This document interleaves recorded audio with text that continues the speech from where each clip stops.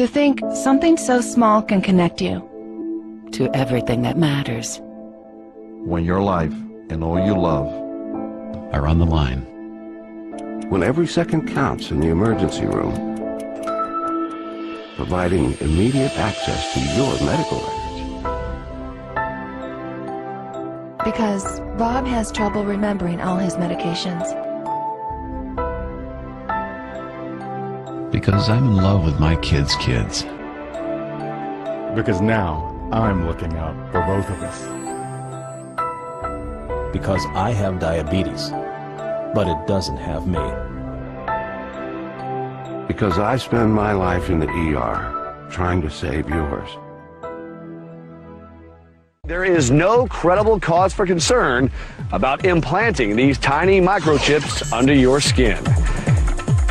There's been over 10 million pets in 15 years that have had this microchip without any problems. The mark of where we're going to put that chip. Stockbroker Robel Johnson is one of the pioneers. Today he's having a chip implanted in his arm. Okay.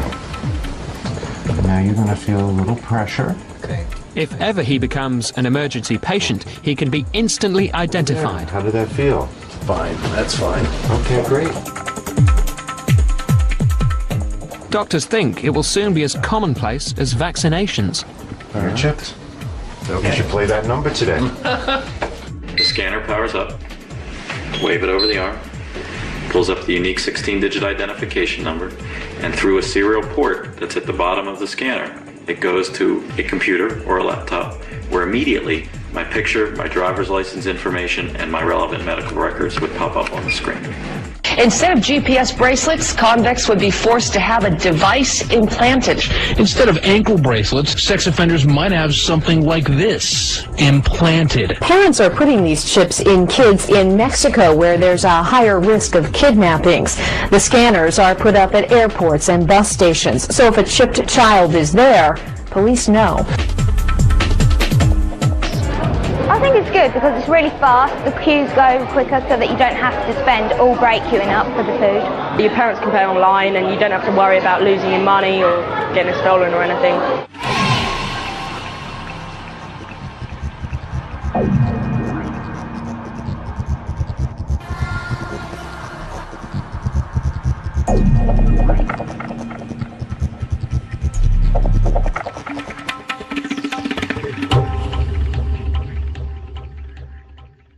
The latest technology for identifying people at the point of sale, for identifying people when they make purchases, is actually the implantable chip that you can actually embed directly into human flesh. It's a tiny glass capsule about the size of a grain of rice. It contains an RFID computer chip. I think that within 20 years when you get born you will get a chip. Super sinister situation when you look away the first world funds come from. It's a super sinister situation when you're buying your food by. And it's a super sinister situation when you look away the first world funds come from. It's a super sinister situation when you're buying your food by. Money, money, money, all I ever hear these days. Every song that the DJ plays, talking of a similar situation. Ain't got none and got to get some.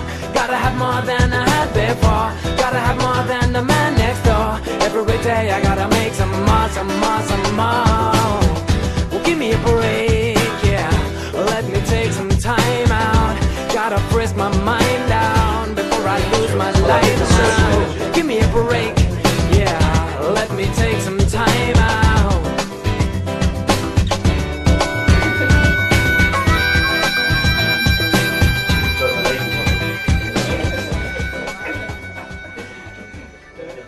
You know, there is an increasing amount of support for a microchip for buying and selling. Some people are kind of saying that people are going to be forced to take it, but I think eventually people will be queuing up themselves and taking it. I would not have a problem at all if they wanted to put a microchip in me to help out with any kind of medical security, anything. I'd be fine with it. I saw my thing about the money and banking. I hope in the future I can take one in my right hand. I think it's very cool actually. It's a cool concept. If I was to have a microchip which would benefit me on a personal level, I wouldn't have any problems with the ramifications. Like, for instance, if I had a microchip which would allow me discounts, say, on like toll roads or purely financial reasons, which was exclusive for that, then I'd have no problem. I got chipped. My whole office is getting the chip. I already got the chip. I've got the chip. We got the chip. Now, the points that are most being used to sell the implantable microchip to people are causing a lot of fear and paranoia amongst conspiracy theorists. You know, fears like giving the government too much control. They're trying to bring in the RF chips as a form of control to all of us human beings. If you don't do as you're told, if you don't conform to the authority, you don't conform to controls, you will have your chip turned off and you will not have anything. And if they turn that off, you can't go into shops, you won't be able to get into the doors, all electronically. The idea of having one as a thin edge of a wedge as a way of social control and monitoring, I think that's very, very dangerous. When I read the book with Barry Smith, it brought up for me the significance of the Antichrist and controlling of people. That's what it brought up. Second, yeah, the Antichrist. You know, you see these fictional movies and you see their implant and it controls you. First, we take a gloomy, dissatisfied woman. We locate her brain. We insert a few nano chips. Finally, we enhance her to fit the ideal specifications. Welcome to the future. It's a really scary prospect. I'm sorry. Really scary. Well, I think they're worried about the wrong thing. They're panicking, like, about the wrong stuff. We've come to accept that kind of technology in the past, things like Social Security and credit cards. That was always a concern there, but now people have just come to accept it. I think they'll do the same thing with microchip implants. Personally, I feel that these fear merchants, they do their own cause a disservice. I mean, it's not some tyrant from outside that's going to control us. It's our own inner tyrant, our own greed, that's going to lead us to line up for something like a microchip. When talk turns to the microchip implant being used for buying and selling, control or no control, I think most people would change their story. I feel very strongly that I would say no. But when it comes to you can't travel, or maybe you can't get a job, or you can't get social services, I think that was pretty disturbing, because that's the point at which most people are going to, even if they wanted to say no, might feel forced to say yes. Are there any conditions under which I would allow myself to be microchipped? I don't think so. So basically what you're saying is either you're in this monetary system with the microchip monetized system, or you're outside of that system, and you're asking me is what would I choose? If you take the blue pill, the story ends. You wake up in your bed and believe whatever you want to believe. You take the red pill, you stay in Wonderland, and I show you how deep the rabbit hole goes. Well, you know, that's a difficult question, because we all like creature comforts, you know, we all like to have a house. My biggest theory is that it's not ever going to be implemented. I think it's very scary what you're talking about with that company, that it put it in your hand and, you know, might get to that point where you need to have that or you can't buy anything, and I think it's very, very scary. I would hope that this company, that it wouldn't get pushed to the point you were talking about, but yeah, that's all I have to say. If it was an essential to life, which again I hope it would never be, I would put it in my body, but I would hope it never would come to that point. Would you take the very chip? No way, no. Well, if I had to have one to participate within the community, well, for the well-being of my family, I might be forced to, yes. But I'm hoping it doesn't get to that. Okay, with the VeriChip, I would not take it on. I think if it got to the point where if you didn't have a VeriChip in you, then you couldn't work, you couldn't earn money, you couldn't pay rent, I guess then there's not much choice but to conform and to go with it. But I don't see that would happen anytime soon, I don't think anyway. I've noticed when it starts costing people personally, you know, i.e. that they won't be able to buy or sell, penny drops. They go into denial, and they don't even want to face the fact that they've surrendered already. I mean, it's like they've just caved in, but they don't even want to face it. And that's really disturbing. Yeah, the issue that concerns me the most on that is just money in general. You know, whether it's a microchip implant for buying or selling or just plain cash, people are too dependent on it, and the vast majority of society have more faith in money than they do in God. Yeah, there used to be a lot of talk about the mark of the beast in the churches, but it doesn't seem to be any more of that. I'm a Church of England. My particular church have not discussed about the mark of the beast. The Church of England, I think they're more very politically correct and they don't want to tread on people's toes. I'm Assistant Minister of Grace Church, Dulwich.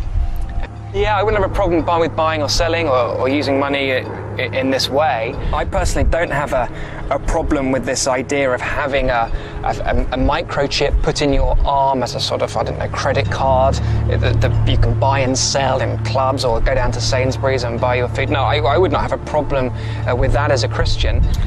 I think you can worship Jesus Christ whilst at the same time having a mark in your arm, yes. I'm aware that some Christians would consider that a cashless society is a kind of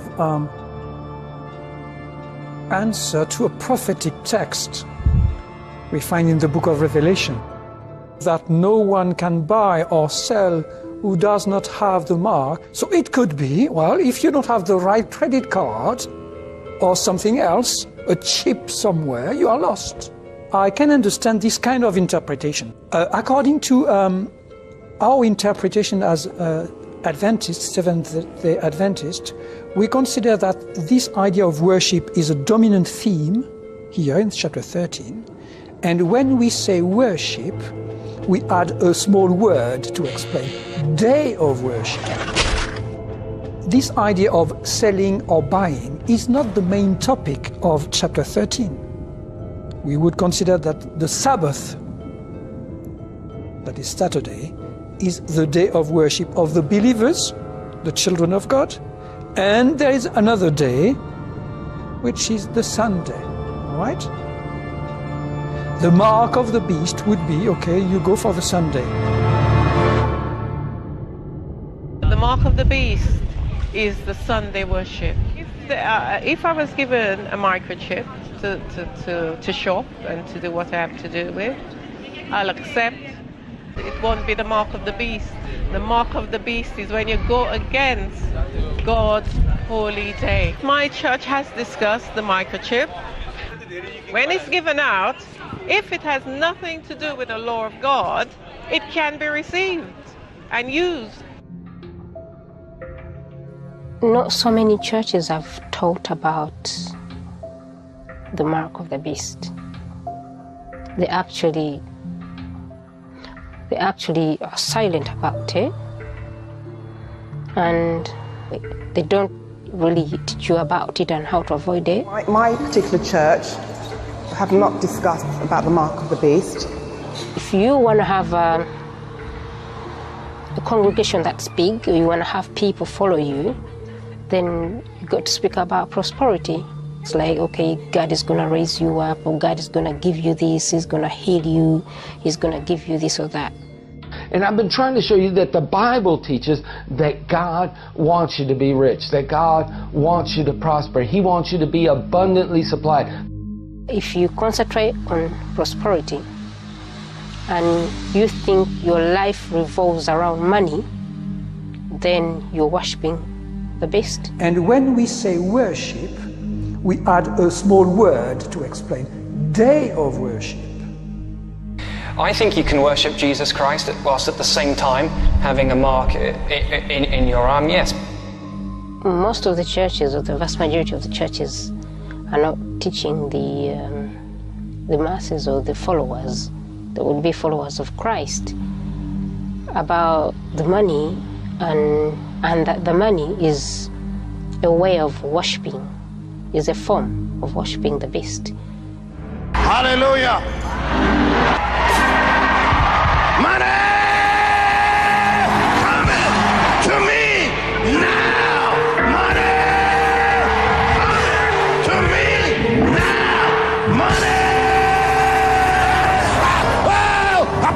throwing his money. Woo! Woo! Woo! Get some anointing. You put something up here. Woo! Put this anointing on it. I tell you what, you put something up here. I'm putting this anointing on this money, man. Woo! Woo! Woo! Hallelujah! Club 700 has actually had Very Chip on, who have basically stated, look, this isn't the mark of the beast because it has not been mandated by government. Yeah, it's interesting that we now have something that matches the prophecy in the Revelation about the mark of the beast. You're talking about a chip that goes inside your hand and you use it to buy or sell. Now that's ironic. It's clear that it's no longer some kind of fanciful imagination, but churches have totally lost interest all of a sudden. Yeah, like even trying to get an interview with a minister, you know, on the topic of Bible prophecy is pretty near impossible these days. You know, and I think those that do agree to, you know, to be interviewed, I reckon that they must probably get disciplined about it afterwards, because it shows them up. It shows them up that they haven't got a clue. You know, they don't really know. Well, is it really that clear? Well, what do you mean by that? Well, are we just assuming that it's the connection between the prophecy and the revelation and the microchip implant is really that clear? Well, maybe what we could do is like go out on the street and show people, you know, the Bible passage, show people like the article about the very chip, and talk to people, you know, explain to people about the very chip and see if people see it as clearly as we do. Yeah, why not? We've got the equipment, we've got the resources, we've got the motivation. Let's do it. Yeah. All right. Okay. Did you pat the mic? Have you got any spare batteries? I think so. We've got some tapes. Excellent. All right, London, here we come. Jess, we'll give you a call when we get to town, okay? Take care. See you. Bye-bye. See ya. Okay.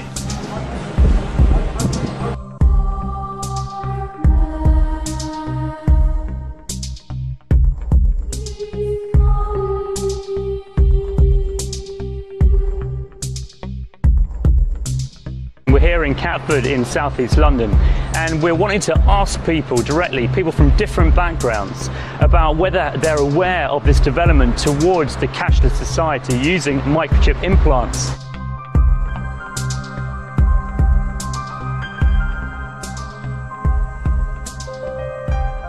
Okay. And it causes all, both small and great, rich and poor, free and bond, to receive a mark in their right hand or their foreheads. And that no man might buy or sell save he that he had the mark or the name of the beast or number of his name.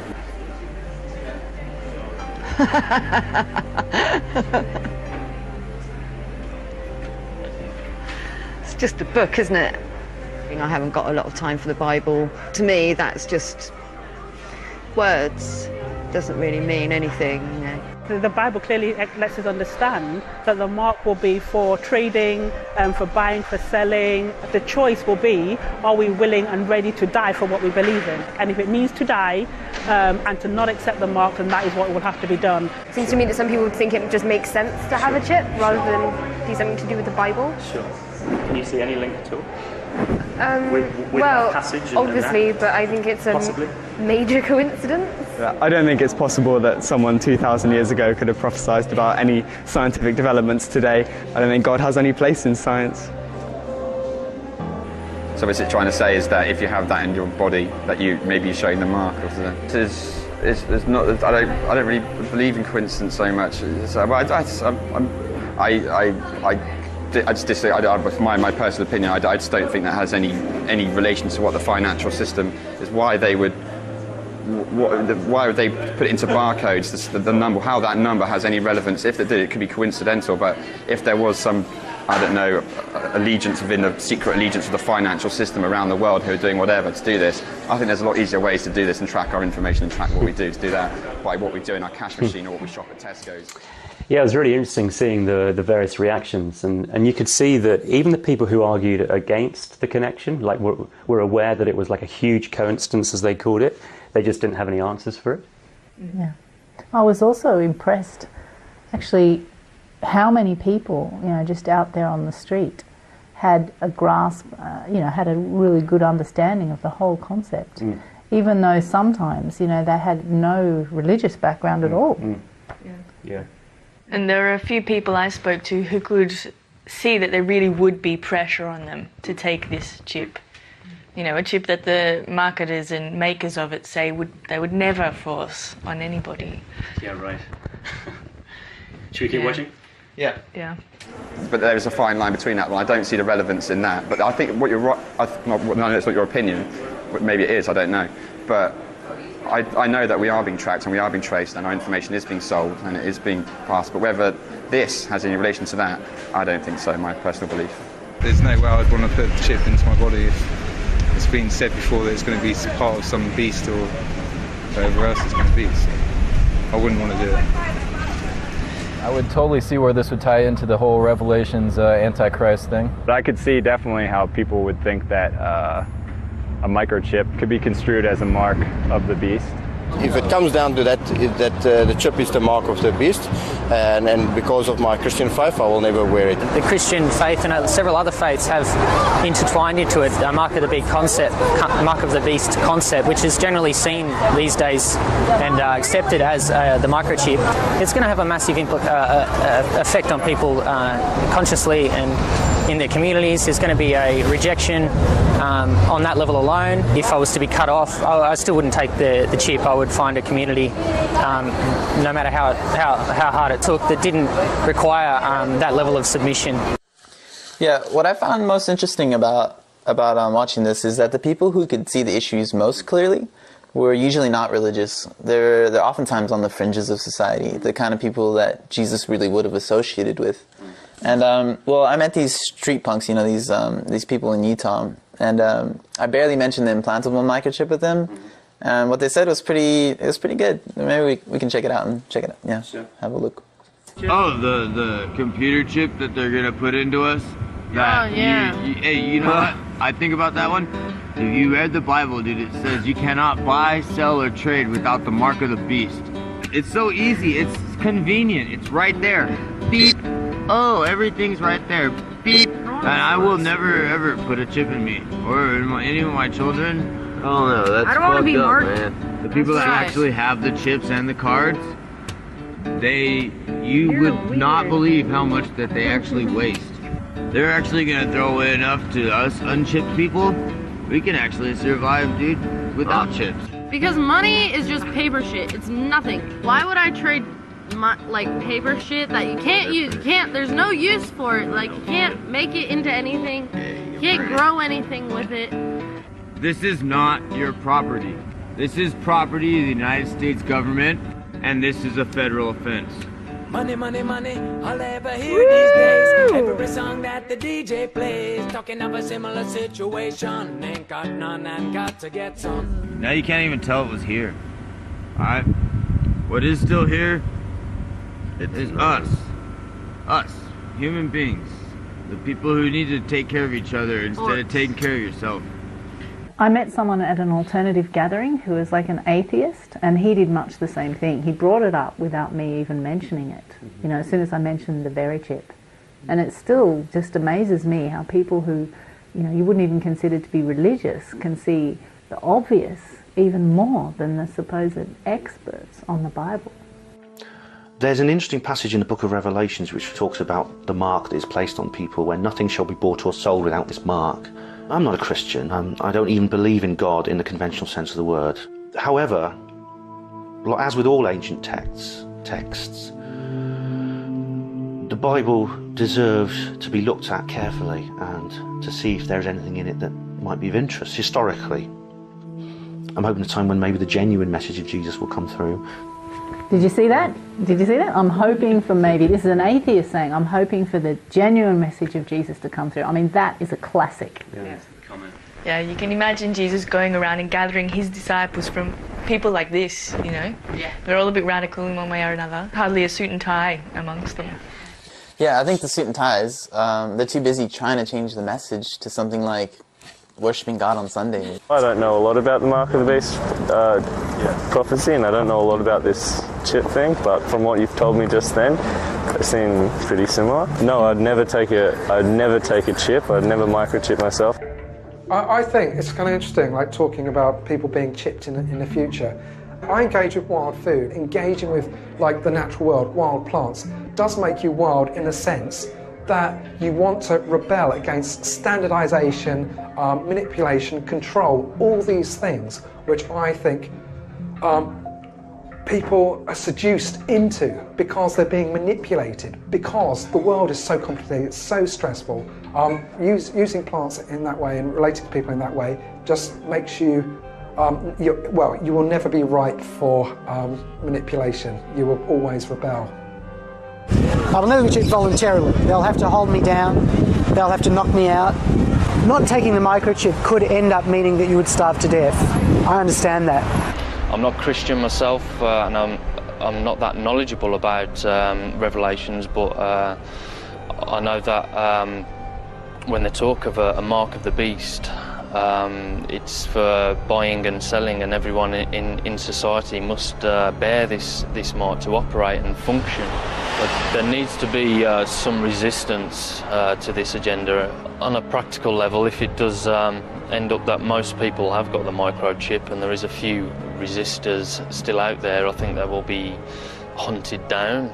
They'll be targeted for elimination. I think I would refuse the VeriChip under all circumstances, even if there was the threat of imprisonment, the threat of death.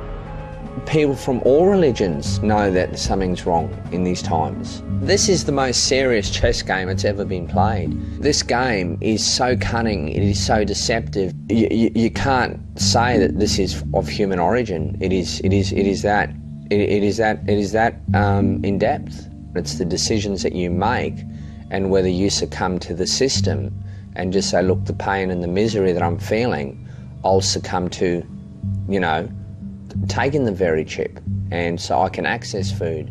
Whereas for me, I'd rather starve and eat rocks before I took it. That is great. It is starting to show that there are actually some individuals out there who've got some character that seems to be so lacking in today's society. The kind of character that would literally be willing to die before doing something that they know is wrong. It seems like a lot of other people, though, have really missed the need to, count the cost. I don't know that they have missed it, though. I mean, how many of them started backpedaling when we raised the question of what will you do when you can't buy or sell? Yeah, the kind of people who have what it takes to refuse the mark, I think they're going to have to be, like, maybe fanatics, if I can say that, like idealists who would be ready to give up everything, change their whole entire lifestyle before they would go against their conscience. Maybe we messed up by not giving people the next chapter in the book of Revelation to read. The one where it really hits home how seriously God views this whole concept of the mark? Well, this guy knows what it's about. You can tell by what he's saying. But let me read it out. It says, "And the third angel followed them, saying with a loud voice, 'If any man worship the beast in his image, and receive his mark in his forehead or in his hand, the same shall drink of the wine of the wrath of God, which is poured out without mixture into the cup of his indignation. And he shall be tormented with fire and brimstone in the presence of the holy angels and in the presence of the Lamb.'" Yeah, the Lamb in that passage is referring to Jesus. This isn't the kind of lovey-dovey stuff that most churchgoers would associate with God or Jesus, is it? But it's right there in the Bible. Maybe people should stop telling God how to do his business. And if he says there's going to be a day when he's had enough of mankind's disrespect for him, then so be it. Okay, and let me read on. "And the smoke of their torment ascends up forever and ever, and they have no rest day nor night, whoever worships the beast and his image, and whoever receives the mark of his name." Yeah, from that, it seems that accepting the mark is the point of no return for mankind. And I think we're on the verge of that point right now in human history. Not the line in the sand, it's the line in the concrete. That is where it's drawn. I think that is where the soul is lost. It's as simple as that. It is a choice of serve the mainframe or mammon or whatever you want to call it, but there is obviously a definitive line. Actually, I did let that one marketing guy who I interviewed in the cafe earlier read the passage, which is probably why he fell to pieces so much. My guess is that he'd never even heard of that passage before, and he chose not to accept it, probably because it was easier to stay in denial. I don't know. I think that's very negative. I don't like to think that these things are negative. I wouldn't want to read that paragraph then think that's a negative thing. Just to take that leap from reading a warning sign to actually taking it to factual facts that it's happening is a massive leap of... I don't know, for me I think that's a massive bit. I can see it as a warning, and there's loads of sections which, you know, this is what we experience in this time and whatever, and take heed of this, but I don't think it's that translatable to now, I don't think, for me.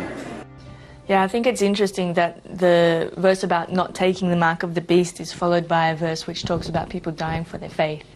I mean, that's what it's coming to, you know, and that's what people don't want to think about. But here, let me read it. Here is the patience of the saints. Here are they that keep the commands of God and the faith of Jesus. And I heard a voice from heaven say to me, Write, blessed are the dead which die in the Lord. One of the problems that I found about most religious discussions concerning the book of Revelation is that it's all about matching up symbols and dates, or trying to convince people that your church is the one true church. It never seems to relate back to the teachings of Jesus.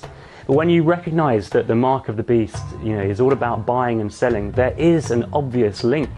Jesus, you know, commanded his disciples not to work for food, not to even think about where their material needs would be, you know, come from, or you know, how they'd be met. But where is there anyone today actually teaching people to obey the teachings of Jesus? You know, Jesus made it clear that the choice would be between serving God or mammon, or God and the mainframe, as that guy Greg put it earlier. Yeah, there's a guy here in the UK who's been living like without money for more than a year now. And he's not really the religious type, but he's got it really spot on about the buying and selling. And he seems to understand that it may cost us our lives in the end. Yeah, I've been thinking about this, and I feel like sometimes the soldiers of peace aren't as brave as the soldiers of war. And that if you see the soldiers of war going into battle, they're prepared to die for what they're doing. We all need to be a little bit braver. We all need to stand up and be counted and be heard. I think we all, myself completely included, need to be braver. I've been living for the last 12 months without money. Where we used to find security in friends and family and the greater communities we lived in, we now see security in notes and coins. When we buy and sell things, we're saying, I'm going to help you, but I want something in return. What better reason to help somebody than the fact they actually need some help? Like, do we actually always need to get something in return? Think about it. Nobody goes to your dad like, well, you know, I've cooked dinner this evening, that's £5. If we all work together, share the resources, not only would it be better for the environment and would we use less resources, it's much better for us as people. Yeah, Mark and some of his friends recently put on an alternative gathering in Bristol, which coincided with Buy Nothing Day. I think it was called the Free Economy Festival, and it was a fantastic day because everything was done for free. No money changed hands, no one was paid for what they did, and even the food itself was free because it was rescued from supermarket bins. Yeah, they fed more than 1,000 people, and there was still food left over. So it was a really good illustration of those what those street punks that you interviewed were saying about how you could survive on what the people throw away. Here's some footage of the gathering. So just here at the Buy Nothing Day Festival, and there's an army of volunteers, as you can see, visually prepping a 3-course meal, which is going to be served later on. So it's great to be a part of this.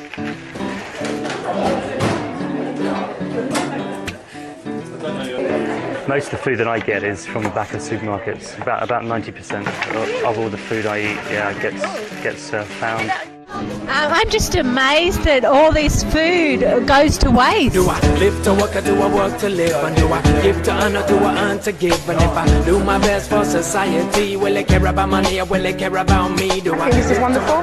It's really nice to all be under the same roof. I'm a language teacher, so I brought loads of sort of French books and dictionaries and textbooks and stuff like that I don't need.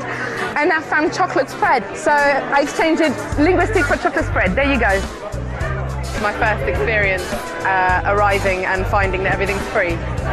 I think it feels nice to yourself to have donated something that you don't need anymore and then take something that you actually need. No, this is a new experience for me, but I would happily, you know, as long as it's still healthy, it's not going to make me ill, I have no qualms about eating food that's out of date. It was much nicer than going into a shop and exchanging money. Hello! Can I have everyone's attention for 40 seconds maybe? I know there's a wonderful clothes swap going on. What we're doing is we're doing a clothes swap. So basically any clothes that you like them, they're good clothes but you just haven't worn them for a while. You bring them along, trade them in, like this nice, jazzy waistcoat. Yeah.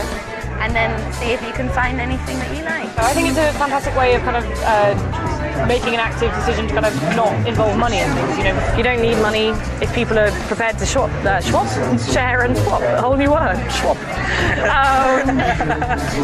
Swapping. Sounds slightly Dutch. Swap. Yeah, good. We're swapping today. Swapping. Yes, it's like shopping, not quite. It's just a really fun day. It's so nice to see so many kids. It's so nice to see so many people just really enjoying themselves, and also the slight bewilderment on people's faces when they're like, so I can just take this? It's like, well, yeah, it didn't cost us anything, so just take it away. People are surprised that everything is free, but it's just proof that it can exist and it can happen. Money's a pain in the neck. It's useless. It's like controls people, turns people into, I don't know, things that they don't want to be. Just doing whatever is thrown at me really. I was helping with some furniture being brought in, just chopping some potatoes now and clearing up later on, and anything that needs doing, I'm up for doing it. I think I'm powering up the music system. Not sure how. Certainly, I think like people's generosity of spirit is always there. Just needs to be given a space to sort of freely flow. Ooh, shining eyes still see. Ooh, the docile dreamers alone. You have it all, but the best from me. We got home, we got barracks and drums and a rich voices on your throne. I got empathy, you got apathy, I got bone. I think that was funny.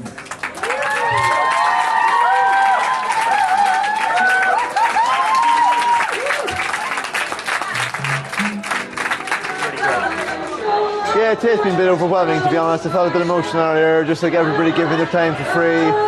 These guys work their arse off all day. Like, I haven't seen people who get paid a lot of money work this hard, non-stop, relentlessly. There's been a couple of thousand people through the doors here today at some point, and just experiencing living without money for one day. I do think that is a significant point. Which point? Well, the fact that what happened there was just for one day. I mean, people had a lot of fun. We all did. But as we've seen from the other footage, it's going to take a lot more dedication than that. I think Mark Boyle definitely could see that, but I'm not so sure that the others did. You know, it's not just going to be about giving up the things we don't need.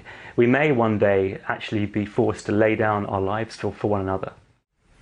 Yeah, I interviewed someone at that festival who was talking quite seriously about living without money. But it seemed like even in that setting, she seemed sort of somewhat cautious about what she was saying. I'm nervous about talking about it to people because even the hippiest of hippies get like their prickles come up when you start talking about doing the job that you want to do and not having to enslave yourself for your money, because no one wants to have to do it, so everybody hates it. So when someone comes along and says you don't need to do this, you know, everyone gets like, but I do, I have to. And that tension, I think it all hangs on that tension in some ways. I mean, it compromises you're never giving totally and you're never receiving totally when you're using money, because you're always aware of the back current of the exchange. But when you don't use money, if you just are giving something and you're not thinking about what you're going to get back, it's a full-hearted give. If you have to acknowledge to yourself your vulnerability, and you cannot pretend that you're not vulnerable, when you've got money, it masks over your natural insecurities, the needs that everybody has. We all pretend that we don't all share like these basic needs, and we can get away with that with money. But when there's no money, you're much more aware of how dependent on each other you are, and you're much more open in your vulnerability, which is a much more heart-centered, it's much braver, much more heart-centered way to live. Well, it's almost like a spirituality. There's that guy in the States, it is a spirituality for. Yeah. Yeah, I actually got an interview with Swello where he lives at his cave in Utah. He's the guy who's been living without money for 10 years, right? Yeah, 10 years, yeah, that's right. Dang. This is like my home base here. Like I have a cave here, and I usually stay here in the winter time. The cave's small, so I can keep it warm in the winter pretty easily. But I also have a camp in town, and that I move around now and then. It's very temporary. Well, everything is. And often in warmer months, I travel around the country, just live wherever randomness takes me.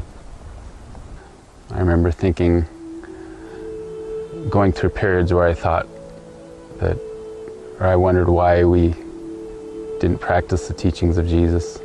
It's like he was more of an icon to be worshipped than to be followed in practice. We divide the world up among different religions and philosophies, but to me there's only two. And it doesn't matter whether you call it Christian, Hindu, Buddhist, whatever. Basically they all boil down to love or money, God and mammon. The Buddha said there are two paths, one leads to wealth, one leads to nirvana. And Jesus said one leads to mammon and one leads to God. So those are the only two religions in the world. One's spiritual and one's materialism. So there are no grounds under which I would allow myself to be microchipped.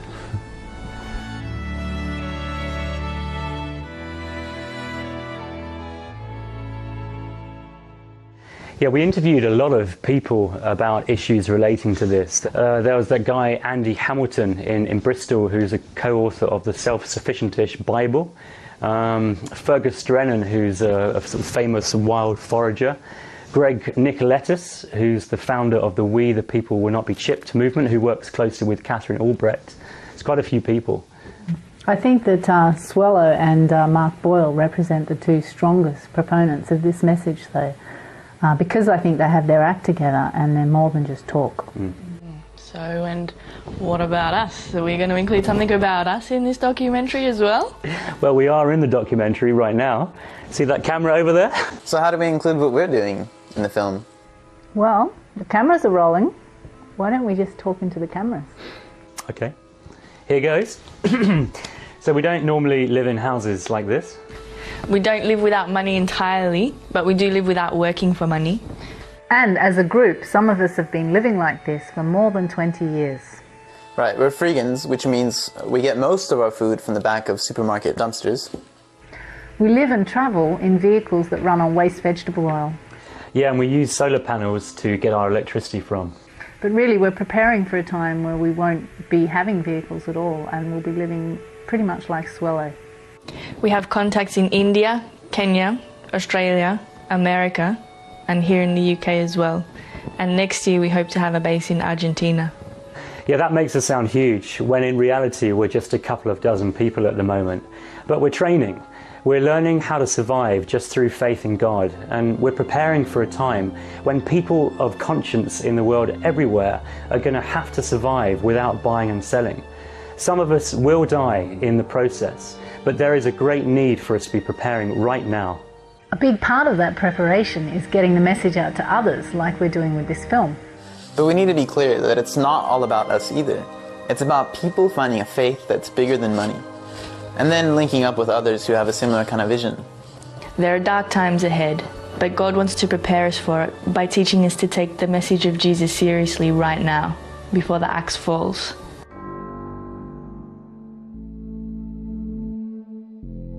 It is necessary that you take this disc that's out in the street, make a copy, make 100 copies. It's for everyone. Don't take the mark of the beast. Don't take the mark of the beast. Don't take the mark of the beast. Don't take the mark of the beast. It's a conspiracy, that's why they're feeding us TV, CDs, video games and DVDs. So we'll believe these to be giving us parity. Welcome to the edge of subliminal tyranny. They're giving you liberty to be who you wanna be, as long as you constantly enslaved to the economy.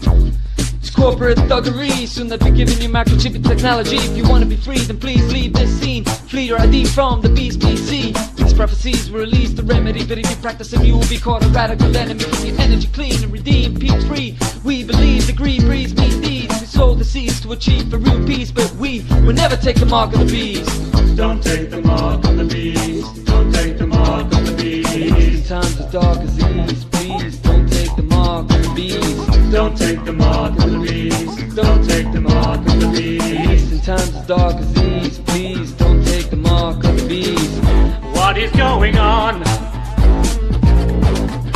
We got a choice in store that'll count for oh so long. One chance to make it right. One path that leads to life. One path that leads to fire. Yeah. Will you stand up for truth or sell your soul for high?